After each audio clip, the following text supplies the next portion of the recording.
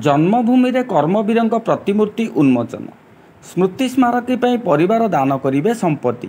महांगा निर्वाचन मंडलीर असुरेश्वर निकटस्थ ऐतिहासिक पीठ दीक्षितपड़ा ठारे उत्कल दीपिकार प्रतिष्ठाता प्रख्यात सारस्वत प्रस्रष्टा कर्मवीर गौरीशंकर राय प्रतिमूर्ति उन्मोचित होईछि।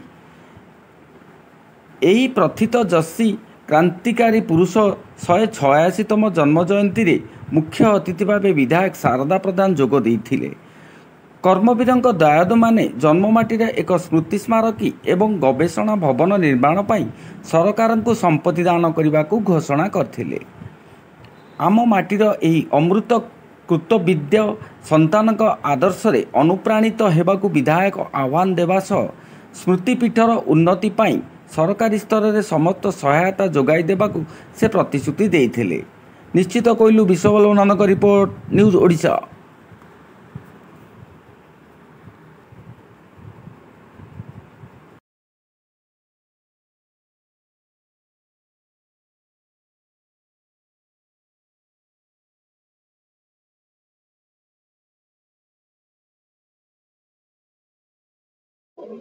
आज कर्मवीर गौरीशंकर राय स्मृति संसद एवं विद्यालय परिप्रेक्षी में एक प्रतिमूर्ति उन्मोचन कराला एवं 186तम जयंती उत्सव पालन कराला।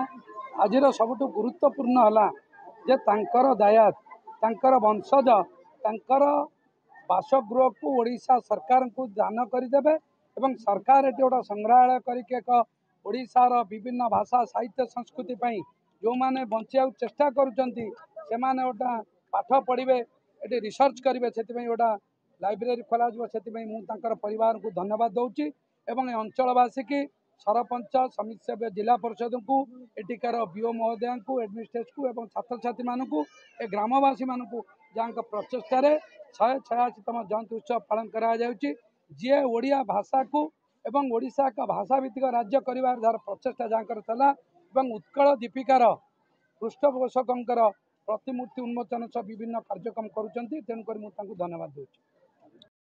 विधायक जो महोदय आसिकी एत समय आम सागर बीतेले जहाँ जहाँ स्कूल दरकार जहाँ जहाँ आमर दीक्षितपड़ा गाँव दरकार एवं जहाँ एठिकार समस्ते आम चाहूँ ताकू से निजे करेबे बोली जो प्रतिश्रुति देले से आम पाखे चिरकृतज्ञ। आम आशा करुचु जे यही जगार यही भली आउरी एमती फंक्शन हम एवं संग्रहालय एवं लाइब्रेरी हेले आम गाँव रु आउरी भविष्य गौरीशंकर यहाँ नुह जे आमर यही थरे हो जाइए आउरी पिला पढ़े आउरी बड़ हे से माने गाँव ना उज्जवल करेंगे यही आशा करी धन्यवाद दूँ आपण समस्त आस।